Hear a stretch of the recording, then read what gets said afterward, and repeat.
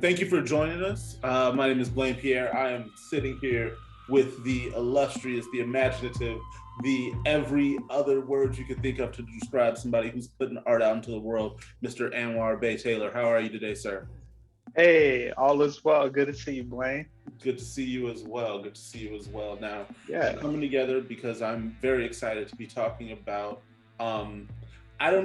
We can't even call it the first chapter because it's like a prequel to a world that we're just about to discover. But today we're discussing Plasma Worlds: A Love That Hurts, Part Yeah. One, Tunnel Vision. Yeah. I'm excited, but before we get into it, can you give us a little bit about yourself? Can you tell us your background, where you grew up, what inspired this maybe? Yeah. Yeah, definitely. Yeah, I grew up in sunny Colton, California, down there in the Inland Empire, also known as the IE, The also known IE, as San Bernardino County. that's right. Much love Yeah. to SBD. That's where I grew up at. I went Okay. to school in Orange County at the Art Institute of Orange County, and then I've been, I've lived in a few places: Baltimore, Irvine, uh, most notably Irvine when I worked at Blizzard Entertainment, and then when I worked at Bethesda, I lived in Baltimore. All right. And what did you do Uh, with these companies? I was a character artist. Yeah, Okay. so I specialized in character creation, Okay. 3D character development. Yeah. So something you designed is out there bringing a little kid joy right now, most likely. Yeah, absolutely. I mean, games are like a team effort. So, the team and I definitely put together some cool games. Some of the games, World of Warcraft, Okay. Elder Huge title. Scrolls Online, Okay. yeah, Skylanders, stuff like that.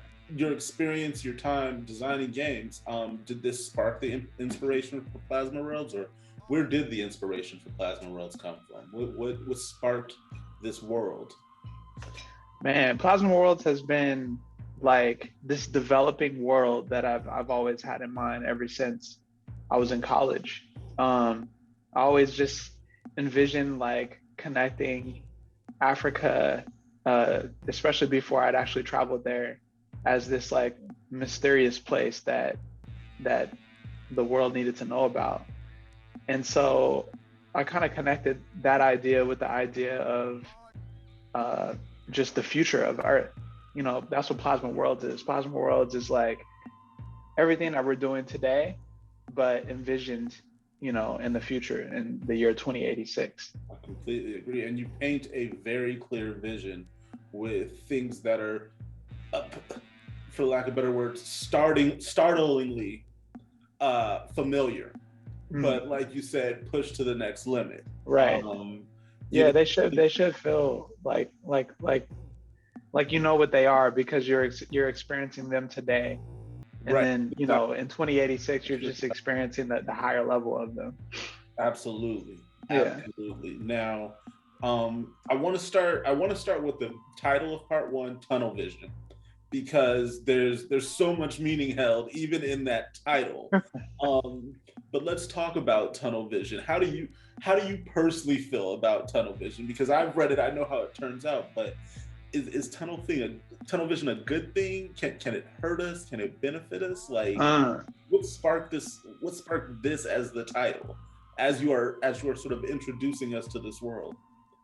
yeah, I was just thinking focus. It took me a lot of focus to get to a point of kind of like creating a confidence and an ability to share what I see in my brain, like in story form.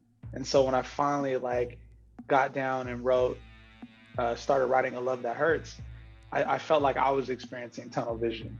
And then when you get into the story, you realize like the conductor is experiencing tunnel vision, but then it's tunnel vision even more so because he's running an air train through, and then tunnel vision always applies to like trains and tunnels. And yeah, everybody's just focused. I'm focused, he's focused, tunnel vision is focused. Now, I find it interesting that our introduction to this world isn't even about our main character yet or his circumstance, at least as far as but we're thrown into the experience of a man who has been stricken with this feeling of love that he's never experienced before. Mm-hmm. And in a sense, he becomes obsessed with this woman he's only seen once. You know, the striking thing about this is, you know, spoiler alert, but we find out that these are the feelings of a robot. I'm almost mad because I felt so much for the robot reading this, but why attribute these feelings to a robot and not a man? That's interesting. I feel like love is like the love that I've experienced is nothing like the love that I thought that I would experience. Like, I feel like the construct of love is like this like manufactured kind of like feeling where as you grow up, you're just waiting to experience it, and you want to experience it in the only way that you know how, and that's just through the manufacturing of like humanity. And so it like coming up with this robot and having it experience love was kind of speaking to that. But then I also wanted to like, I didn't want to just open the story with he's a robot. I wanted you to feel feel his love and be surprised when you find out it's a robot. I'm telling you, as the reader, I felt silly for caring about a robot this much. That's a testament to your writing, without a doubt. But I almost feel like it was almost a device to sort of show the reader that this world, nothing is what you think it is. Everything that you see can very much be manufactured, and it's almost telling us that we're going to be on this unpredictable journey. Unless we take a look at ourselves, you know, and that's what the story, you know, overall is all about, is just to get us to take a glimpse at like the limitless possibility of love, and how it's like it could also be the beautiful things that like society says that it is, but it could also be, you know, these rough and rugged, sharp things. It's all love. It's all love. That's a good way to put it. To accompany this great story that once again takes you on this emotional roller coaster, the artwork helps really paint the picture. How did you decide what scenes to animate, or when you're writing, are you like, oh, this has to be animated?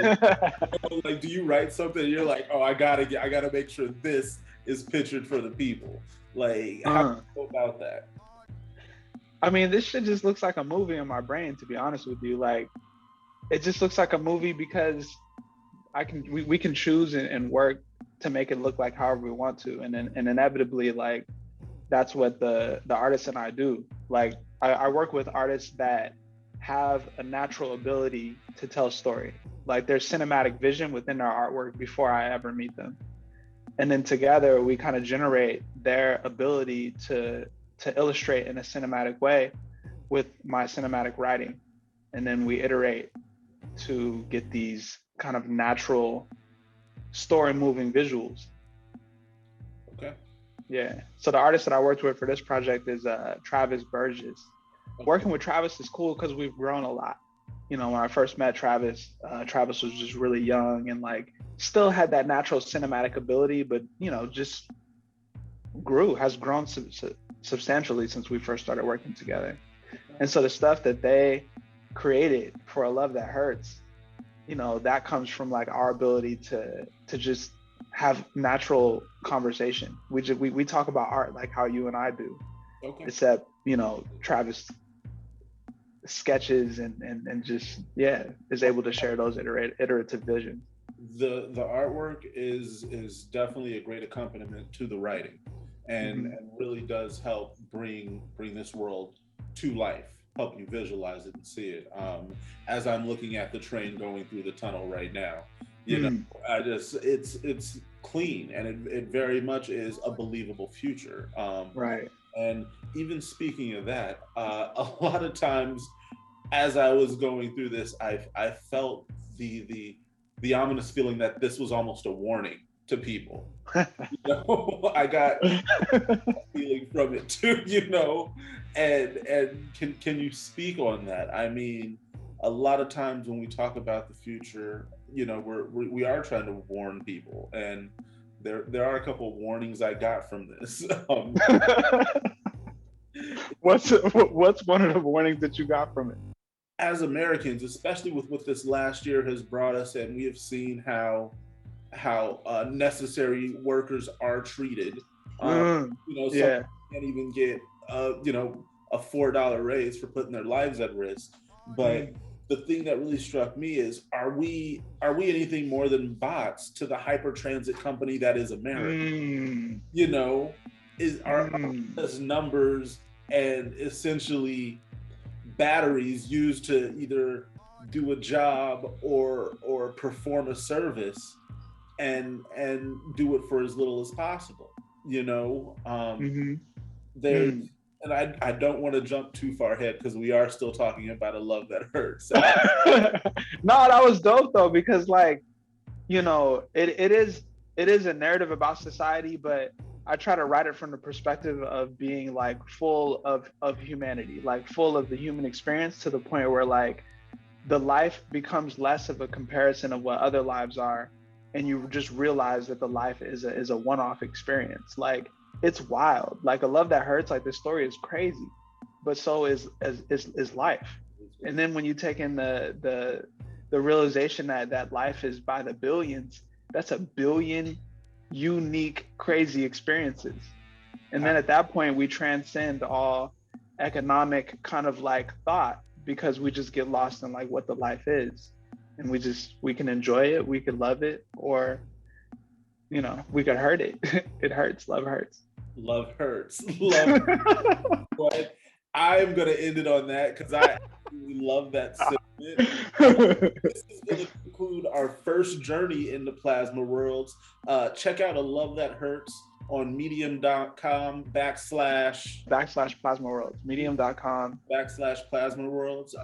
Check out PLASMAworlds on IG and Facebook, and you can also check out Mind Traveler on YouTube. Is that correct? You can check out yeah. If you put PLASMAworlds on YouTube, then you're there. So really, if you put PLASMAworlds anywhere, then you're going to be in PLASMAworlds. Indeed, that is true. I just Googled it, and and then boom, you click one thing, and you click another thing, and then you're in PLASMAworlds. Google PLASMAworlds. But also, make sure you check us out, because next time we come at you, we're going to be coming with part 2, Focus Minds, talking about another epic chapter in the beginning of the world that is PLASMAworlds. Mr. Bay Taylor, I thank you so much for your time, sir. Thank you, Blane. Thanks for putting this together, and let's keep the conversation going. Absolutely. Absolutely. Looking forward to the next time.